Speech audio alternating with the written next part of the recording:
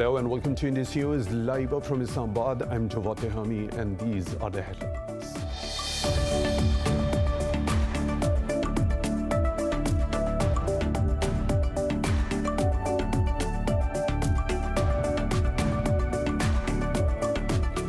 The Taliban have surrounded the city of GHAZNI in central Afghanistan. Officials say the fighters have taken over civilians' homes to fight security forces.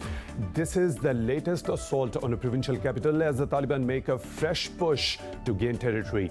Meanwhile, the U.S. general leading the war, Austin Miller, has stepped down, transferring his authority to U.S. Central Command Chief General Frank McKenzie.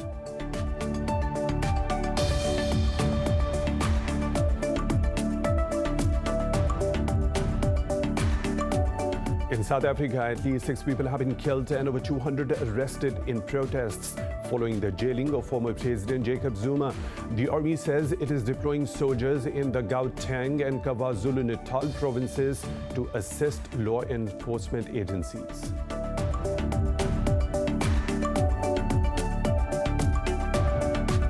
The EU has extended economic sanctions against Russia for 6 more months, accusing it of destabilizing the situation in Ukraine. In a statement, the European Council also called on Moscow to ensure the implementation of the Minsk agreements. The sanctions limit Russian access to EU's primary and secondary capital markets.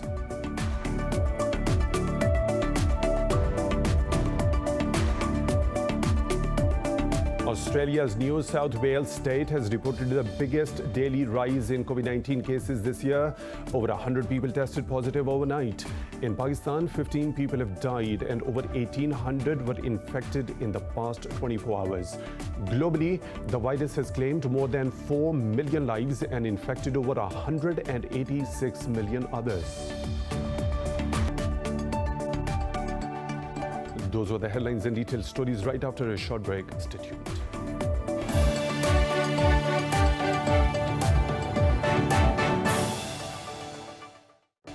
Welcome back, and now for the news in detail. The Taliban have surrounded the city of GHAZNI in central Afghanistan. Officials say the fighters have taken over the homes of civilians to fight security forces. Meanwhile, the U.S. general leading the war, Austin Miller, has stepped down, transferring his authority to the U.S. Central Command Chief General Frank McKenzie. More in this report.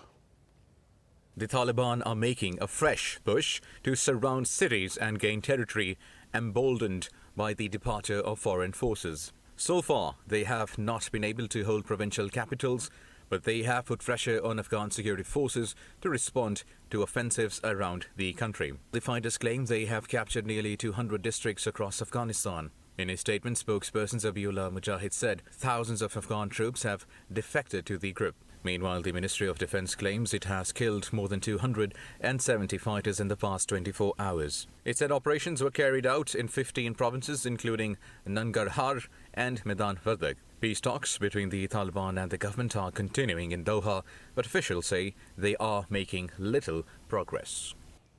And for more on this, we are joined by Brigadier retired Imran Malik, defense analyst, joining us from Lahore. Thank you for your time at Indus News. First of all, today, both the Taliban and Kabul administration have reiterated their willingness for a peaceful political settlement. So what are the sticking points preventing such an agreement from being reached? Having me on the program, I think there is just too big a gap in the positions of the Taliban and the National Unity Government for that gap to be bridged in such a short time. You see, when the Americans were, or the Allied forces were there in Afghanistan, at that time they could not achieve anything in the intra-Afghan dialogue. And I do not think that it is likely to succeed at this time, at this point in time.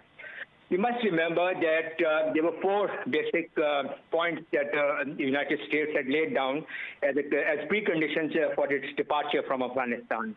It was an intra-Afghan dialogue, it was an interim government, a ceasefire all around, and tackling the terrorist groups which are ensconced in Afghanistan's badlands. Not a single one of those points has been completed, or rather most of them have not even been attempted. So it is most unlikely that any one of those points can be attempted at this point in time, because the Taliban are now ascendant, and their juggernaut, in a way, is moving and rolling all over Afghanistan. And I really do not see any reason for them to give up the most dominating position and then to compromise on what appears to be a potential victory for them. Brigadier Malik, in their statement today, the Taliban mentioned peace talks with government representatives in Iran and their interactions in Moscow, but they did not say a word about Doha talks. So does this mean the Taliban are no longer viewing the intra-Afghan Doha talks as a prospect for conflict resolution? See, look at the people who represented the Afghan Taliban in Tehran and in Moscow. They are not the top-tier leadership of the Taliban. So these people who went there did not have the capacity to take decisions or to give any commitments. So I personally feel that the Taliban, who are ascendant now, as I've said already, they will not compromise their strong dominating position and come to a solution in which they have to compromise and agree with people they've been fighting for the last 20 years at least.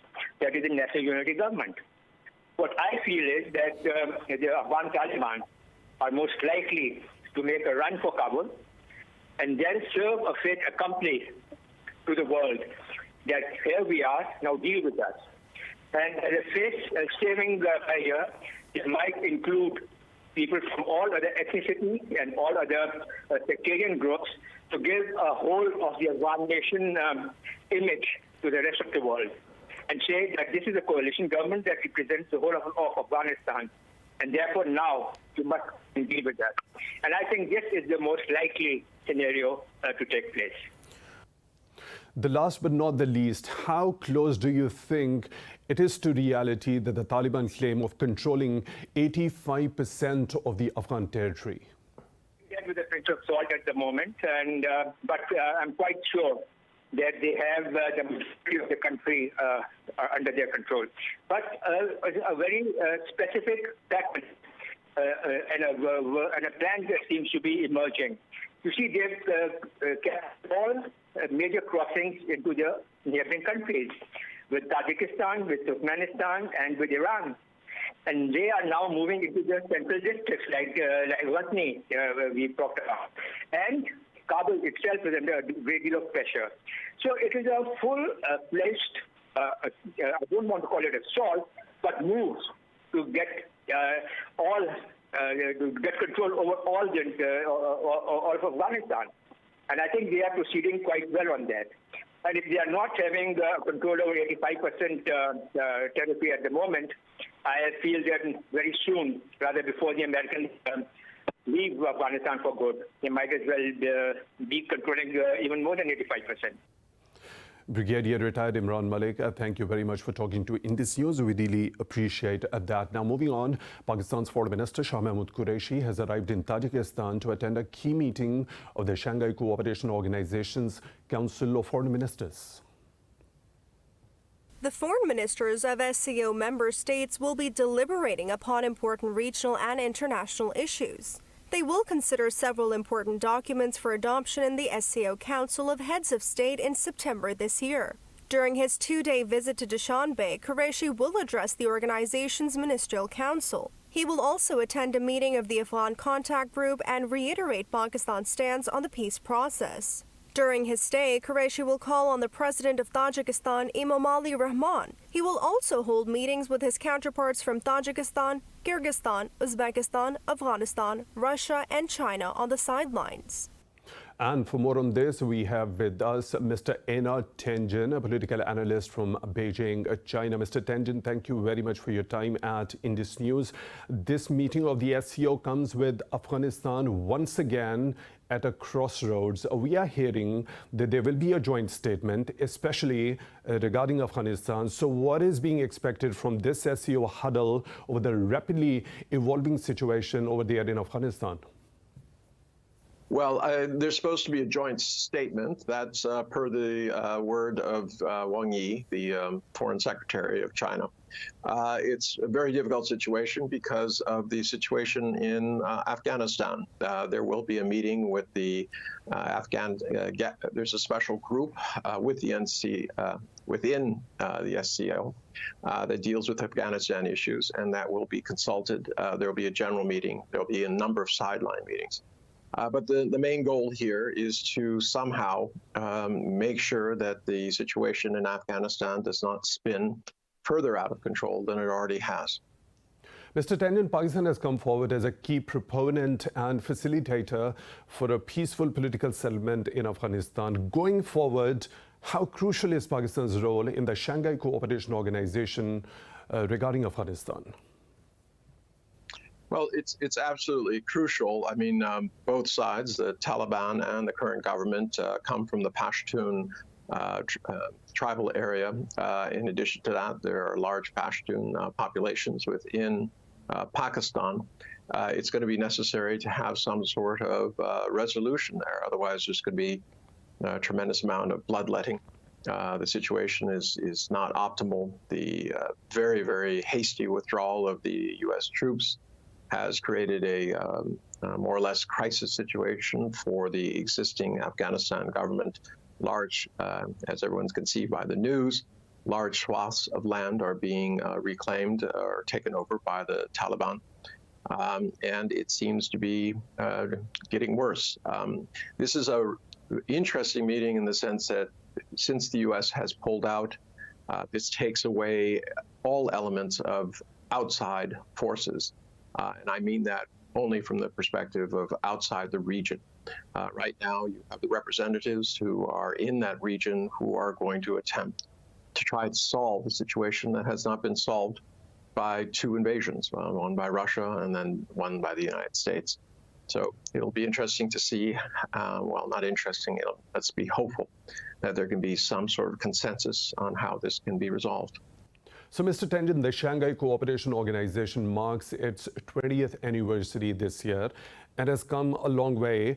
With the G7 meeting's anti-China focus and rifts between the Western allies, China and Russia, widening, so do you see the role of the SCO expanding in the future? The SCO could expand slightly in the future, but right now it's less about expansion than working within the existing countries. Obviously, India has a lot of animus towards both China and also Pakistan. There are also other neighbor disputes with neighbors. It's very important from a regional perspective to try to bring them on board and achieve some sort of détente.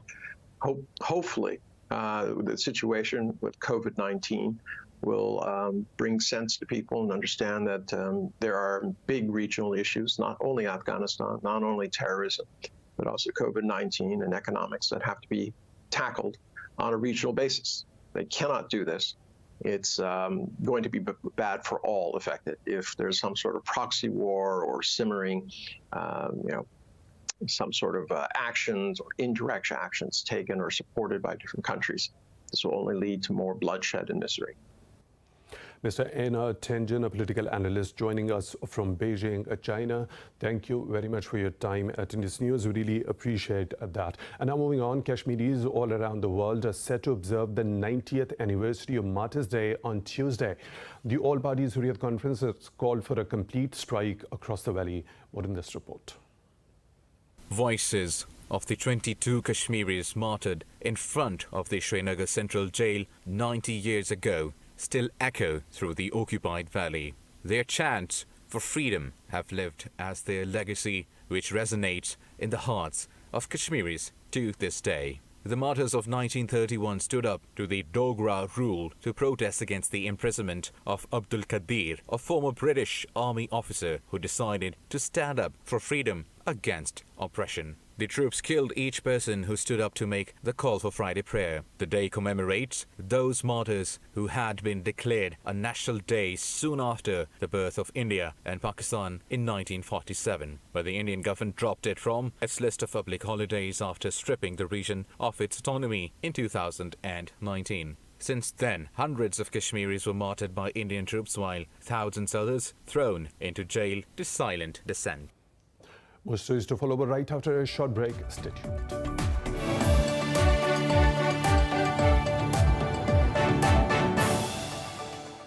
Welcome back. In South Africa, at least 6 people have been killed and over 200 arrested in protests following the jailing of former President Jacob Zuma.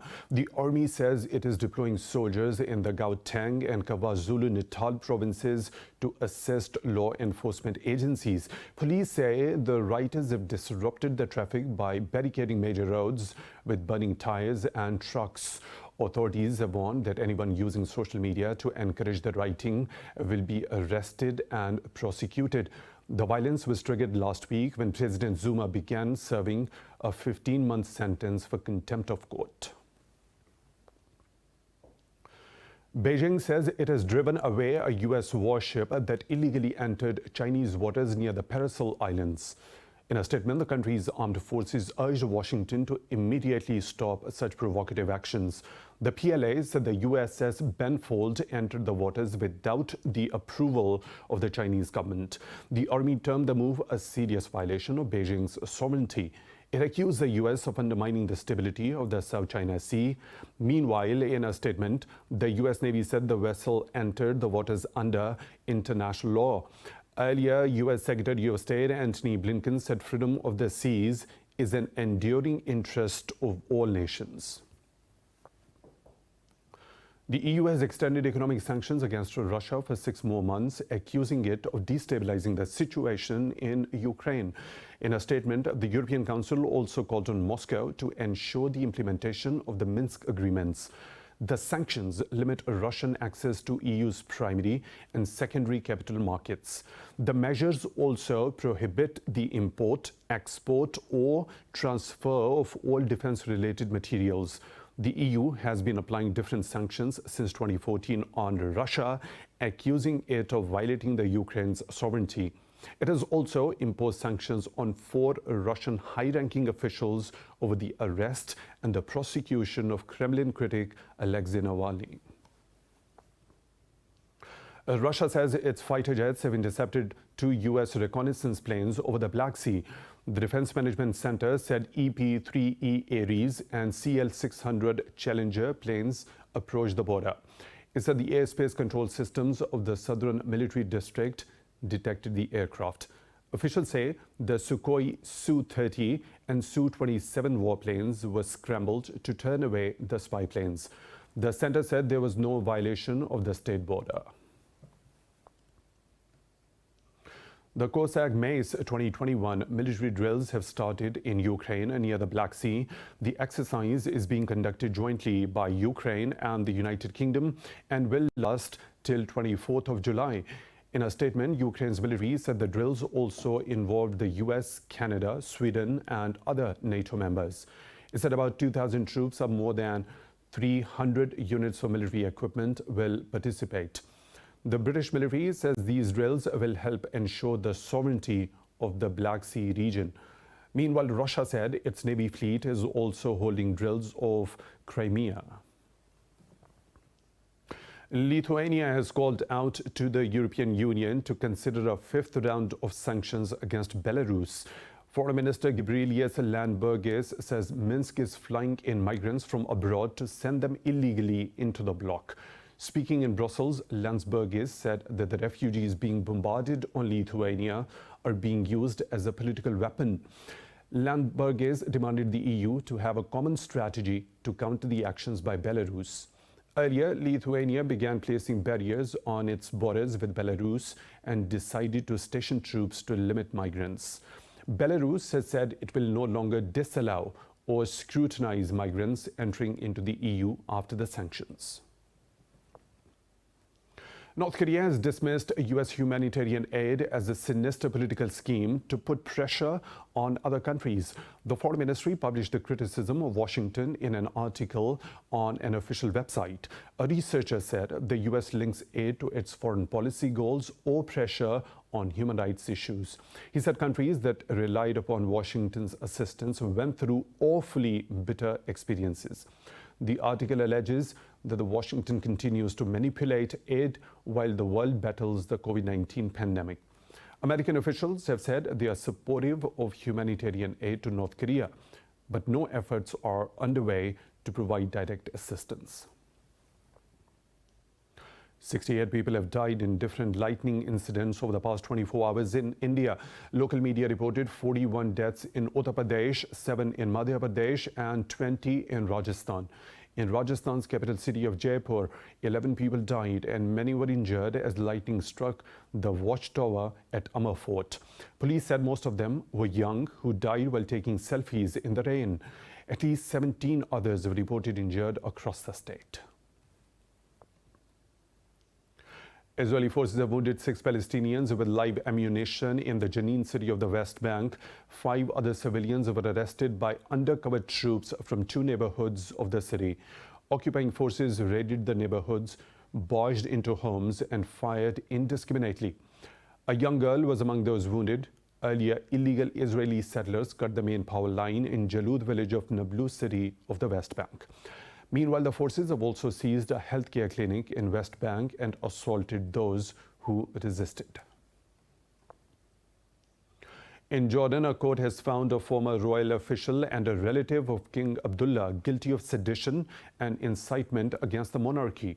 Basim Abdullah and Sharif Hassan bin Zayed, who denied the charges, were both sentenced to 15 years in prison. The 2 men were among 18 people detained in April when former Crown Prince Hamza was placed under house arrest over the alleged coup plot. The prince, who is the king's half-brother, did not face any charges. He defused the crisis in April after pledging allegiance to the king. Oman and Saudi Arabia have established a joint coordination council. The body aims to ensure continuous cooperation between the kingdoms. Saudi King Salman bin Abdulaziz and Omani's Sultan Haytham bin Tariq oversaw the signing of the agreement. Oman's King Haytham is in the Saudi city of Neom for a 2-day official visit. Saudi state media says King Salman awarded Sultan Haytham with the Order of King Abdulaziz. Haytham awarded the king with the Order of Al Said, which is the highest order of Oman. Australia's New South Wales state has reported the biggest daily rise in COVID-19 cases this year. Over 100 people tested positive overnight. Globally, the virus has claimed more than 4 million lives and infected over 186 million others. Despite some gains, many countries are taken aback by the highly contagious Indian Delta variant that has dimmed all hopes of normalcy for the foreseeable future. India's northeastern Manipur state started door-to-door random testing and mass vaccinations as the positivity rate surges across the state. Because of the Delta strain, Bangladesh too has registered the highest number of COVID-19 fatalities and cases in a single day. Japan's capital, Tokyo, is entering its 4th state of emergency today, set to last through August 22nd, covering the duration of the Tokyo Olympics. In Russia, people have waited in long queues for hours to get vaccinated amid record cases and deaths in the country. I have been standing here for 7 hours to receive the Covivac vaccine. I really want this vaccine because I trust the developers of this vaccine, and for various other reasons as well. But there is a huge queue here. Meanwhile, Prime Minister Boris Johnson says England is tantalizingly close to lifting final curbs. The situation is worsening in Australia despite the country's biggest city entering its 3rd week of lockdown. I want to stress again, we are at an absolutely critical phase of this disease. All of us want to get out of this lockdown as soon as we can. All of us want to reduce the stress we're all feeling. And the future is in our hands. It's up to us to make sure we get the word out. Authorities have introduced new restrictions in Libya after cases hit a record high. South Africa has extended tight COVID-19 rules for another 14 days amid the tight grip of a 3rd wave. In Pakistan, coronavirus has claimed 15 lives and infected over 1,800 people overnight. The health ministry says the death tally is approaching 22,600. The NCOC said Pakistan's positivity rate has declined to 3.84%. The ministry says the country's caseload has exceeded 975,000, while about 914,000 people have recovered. There are around 38,000 active cases across Pakistan and more than 2,100 are critical. Israel's Security Cabinet has decided to cut millions of dollars from tax revenues it collects on behalf of the Palestinian Authority. The Prime Minister's office said the $183 million are about 7% of the PA's total tax revenue. Meanwhile, Palestinian media says the PA gives the withheld funds to the families of Palestinians jailed in Israel or killed by Israeli forces. It said the non-payment of tax revenues to the Palestinian Authority is a recurring issue. A 2019 report by the UN said the Israeli act cripples the PA's ability to meet its financial obligations. In Bulgaria, partial official results show the center-right GHAZNI party narrowly winning the national election. Former Prime Minister Boyko Borisov's party has bagged 23.9% of the vote ahead of ITN, who got 23.7%. However, ITN's leader Slavy Trifonov said they will not go into a coalition but will seek to form a government on their own. The GHAZNI party is unlikely to form a government as elections have failed to produce a clear winner. These are Bulgaria's second elections in 3 months after the polls in April resulted in a fragmented parliament. In China's capital, Beijing, hundreds of flights have been cancelled while schools and tourist sites are shut due to torrential downpours. Authorities asked the residents to stay home as the capital is poised to experience the heaviest rainfall this year. They warned of extreme rainstorms along with thunder and lightning in Beijing and neighboring areas. Popular attractions, including a part of the Great Wall, were also shut as around 100 millimeters of rain is predicted. State media said some of Beijing's automatic trains will be operated manually instead.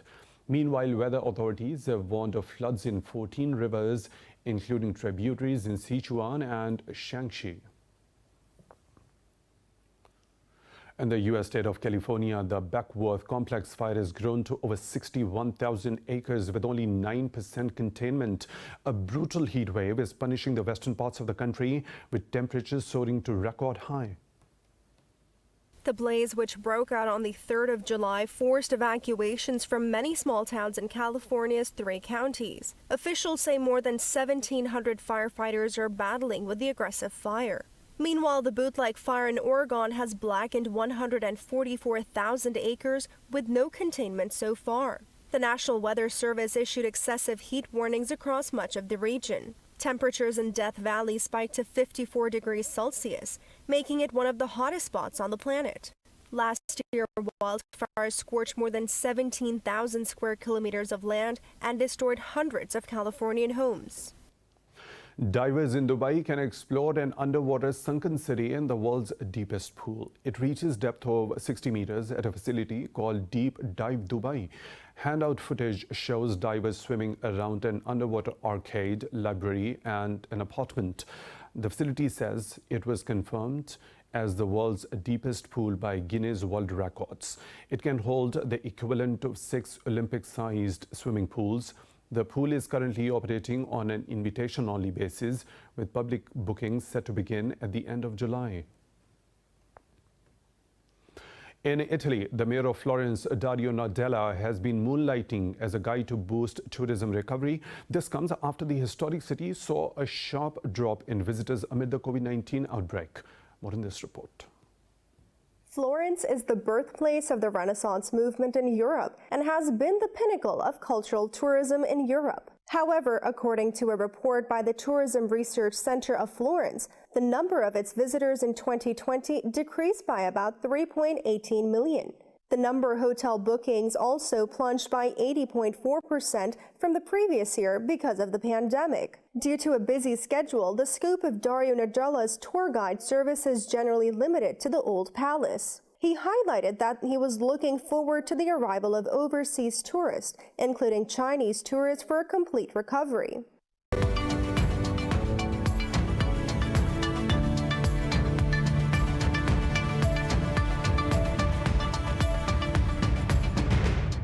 Another business updates. European stocks have pulled back after a positive start as global markets react to the rapidly spreading Delta variant of COVID-19.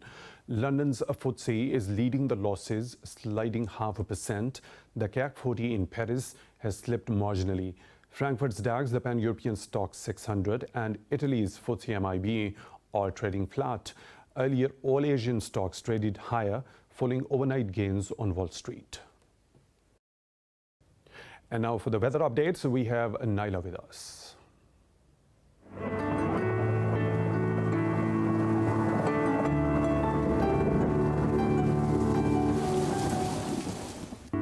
Thank you. Let's begin with Abu Dhabi, where it is an intense 41 degrees Celsius and the weather is going to be hot and humid. So stay hydrated and stay calm because this temperature will fluctuate and possibly go higher.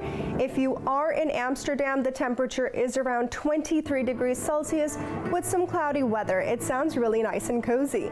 Although if you are in Ankara, you will experience some sun with temperatures rising to 33 degrees Celsius.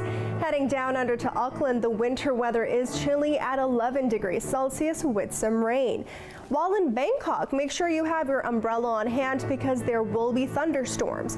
In Beijing, there will be rain with temperatures heading up to 27 degrees Celsius. If you are sick and tired of the rain, head to Beirut, where there is some sunshine with temperatures at around 30 degrees Celsius, but it will be hot, so fair warning. Going up to Berlin, the weather seems to be chilly and a bit cloudy with temperatures rising to 25 degrees Celsius. While the residents of Cairo will have to deal with some extremely bright and extremely sunny high temperatures of up to 37 degrees Celsius. However, heading down under to Canberra, the winter weather is around 14 degrees Celsius with some clouds.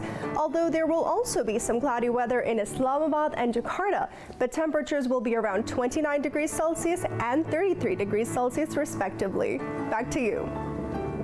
Naila, thank you very much for the weather updates. That brings us to the end of the news bulletin. For the latest updates, you can follow us on social media at Indus News.